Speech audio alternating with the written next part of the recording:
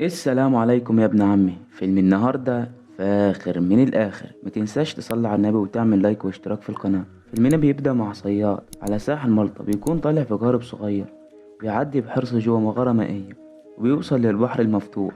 بعد شوية من الإبحار الجو بيتغير فجأة وبيشعر بدوخة شديدة وبيظهر ضباب ويغطي الجو. الراجل بيقرر يرجع للشاطئ تاني، لكن فجأة حاجة بتخبط في القارب وبتهزه جامد لدرجة إن هو كان هيوقع في المية، لكنه قدر يمسك نفسه.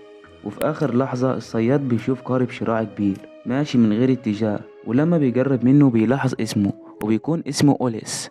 وبيحاول ينادي لو في حد عليه، لكن مفيش حد بيرد عليه، وده خلاه يقرر يطلع يتأكد قبل ما ينط للقارب.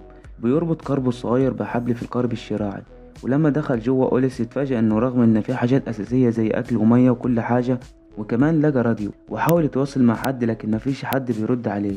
وبيقرر يطلع للسطح، لكن صدمته كانت كبيرة جدا لما اكتشف ان القرب الصغير بتاعه اختفى بشكل غامض. على الرغم ان هو كان ربطه كويس، حاول يستخدم منظار علشان يدور عليه، لكن الضباب كان شديد جدا ومش شايف حاجة. بعد شوية الضباب بدأ يختفي، لكن برضه القارب مش موجود. حاول يشغل موتور المركب علشان يرجعه للشاطئ، لكن الموتور مش شغال والمركب بيمشي لوحده. نزل تحت السطح ولقى باب الحمام بيقفل لوحده. اتجاهل الموضوع وفتح الباب، وبعد كده لقى خريطة وبيحاول يحدد مكانه على الخريطة لكن مش بيعرف. وبعد شوية بيرجع تاني علشان ياخد أدوات يصلح الموتور بتاع المركب، وبعد مجهود قدر يشغله وبيوجه المركب ناحية الشاطئ، وبيفتكر ان خطته اخيرا نجحت. وبيحاول يطلب المساعدة بالراديو لكن مفيش رد. وبعد شوية حاول يتبول في البحر، لكن واحد من الأشراع اتخبط فيه وكان هيوجع، لكن مسك في المركب على آخر لحظة. ولما احتاج يدخل الحمام الباب قفل لوحده للمرة التانية، وده خلاه يشك إن في حاجة مش طبيعية. وبيحاول يفتح الباب لكنه كان مقفول من بره،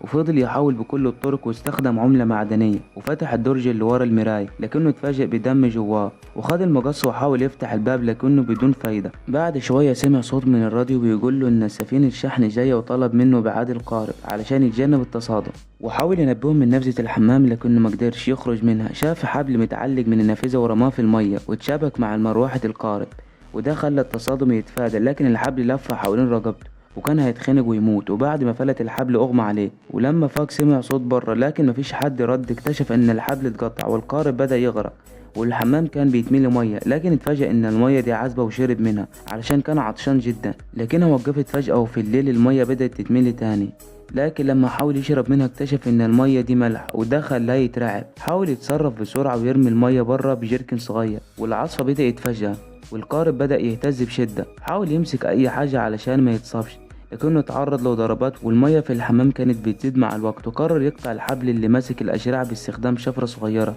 لكنه بالغلط بيقطع صباعه وبيصرخ من الألم. رغم كده الراجل ما استسلمش، وفي الآخر بيقدر يقطع الحبل. لما الشراع نزل المركب وقف أخي، وده خلاه يرتاح شوية، فقفل الشباك واتحشر في الحوض علشان يتجنب المية، لكن كانت بتزيد قبل ما ينام. وفي النهار اليوم التاني لما اكتشف ان المية وصلت لحد رقبته وجسمه كان ساقع جدا، ما كانش قدامه اي حاجة يعملها غير ان هو يرجع يقفل الباب تاني، لكن الباب ما اتحركش. وفقد الامل وابتدى يصدق ان هو هيموت. لكن فجأة سمع صوت غريب من الباب، ولما قرب من الباب اكتشف ان هو اتفتح. الراجل كان فاكر ان في حد بيتلاعب بيه عن قصد، ففضل يدور على حد على المركب لكن برضه مفيش. وطلع على السطح لقى عوامات كتيرة متوزعة، وعلشان هو بيكون عارف ان المركب خلاص هيغرق يقرر يخطط للهروب. وبيربط العوامات بواحد من الابواب المكسورة، وبينزل المركب الصغير ده في المية وبيركب عليه، وبيستنى شوية وبيفتكر ان المركب الكبير هيغرق، لكن ده ما حصلش. بعد كده قرر يرجع تاني للمركب الكبير. بعد ما رجع حاول يصلح الجزء اللي فيه التسريب علشان يوقف المية من الدخول. كمان عمل مضخة مية بدائية علشان يتخلص من المية اللي في الكابينة. وهنا بيحاول يستخدم الراديو تاني، وفضل يبعت رسائل يطلب فيها المساعدة، لكن برضه مفيش أي رد. وهو بيعمل الإصلاحات شاف سفينة شحن بعيدة، وده بيديله أمل من تاني، وبيقرر يركب المركب الصغير بتاعه وبيتجه ناحية السفينة.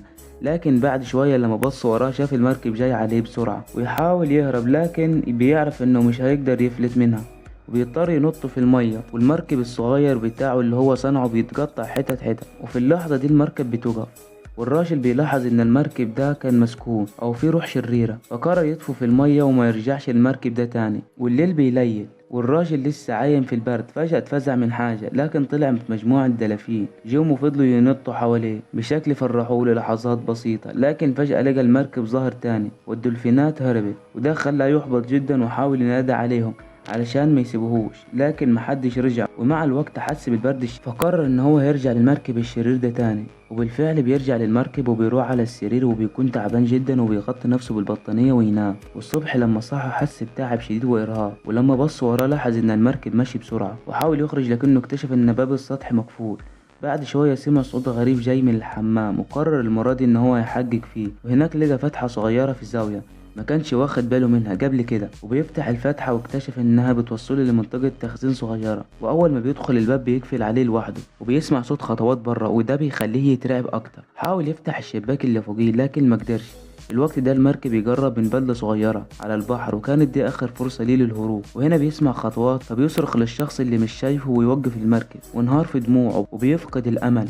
وبعد شوية بدأ يحس بصعوبة في التنفس بسبب قلة الأكسجين، وكان على وشك إنه هيفقد وعيه. وهنا الفتحة اتفتحت لوحدها. طلع بحرص على السطح، ولما شاف ان المركب وصل لحد البلدة نط من المركب بسرعة. ولما نزل البر اكتشف ان البلدة غريبة ومهجورة، ولقى حديدة وبدأ يدور على اللي عمل فيه كده، لكن ملقاش حد غير مباني قديمة ومهملة ومفيش اي علامة تدل على وجود بشر. رغم كده لاحظ ان في شوية سفن واقفين على الشط، وبعد شوية سمع اصوات بعيدة. شاف ان المركب اوليس بتستعد تمشي، وبدأ يمشي ناحيتها على امل يشوفها رايحة فين، لكن المركب اختفى فجأة وده خلاه في حالة صدمة. وهنا الراجل بيضيع في الجزيرة وما يكونش عارف يروح فين، وبيفضل يمشي لمسافة بعيدة وبيوصل لجانب تاني من الجزيرة، وبيتصدم لما بيشوف المركب الصيد الصغير بتاعه اللي اختفى منه بشكل غامض في أول الفيلم. وهنا بنشوف مجموعة من الناس قريبة بتستمتع على الشاطئ، وبنفهم ان المركب اوليس بيخطف الناس وبيجيبهم على الجزيرة المهجورة ومحدش بيعرف يخرج منها طول عمره. في النهاية بنشوف فتحة صغيرة بتطل على خارج المحيط، ويكون المركب اوليس واقف يدور على ضحيته الجديدة.